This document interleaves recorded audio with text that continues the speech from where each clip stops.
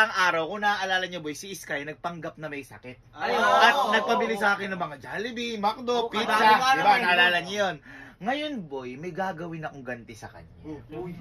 Kanina tumawag ako kay Sky, sabi ko pupunta tayo sa kanila. Tapos sabi ko, ano baka ko yung gusto niya? Sabi niya gusto niya ng McDo, Jollibee. Yun ulit. Oh, teka, tatawagan ulit natin para tawagan natin.